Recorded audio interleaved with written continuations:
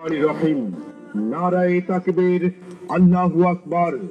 ইসলাম প্রিয় তাওহীদি মুসলিম জনতা, আসসালামু আলাইকুম।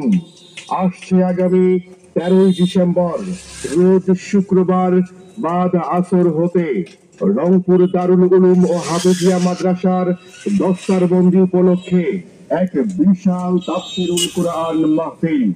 স্থান রংপুর দারুল উলুম ও হাফেজিয়া মাদ্রাসা, মুন্সিপাড়া গোরস্থান সংলগ্ন মুলাটল, রংপুর।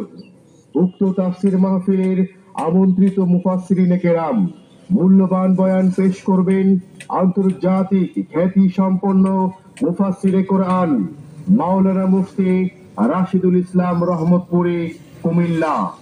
আরো মূল্যবান বয়ান পেশ করবেন মুফাসসিরে কোরআন ও বিশিষ্ট আলেমে দ্বীন মাওলানা আবেদ আলী ফারুকী, সৈয়দপুর, নীলফামারী।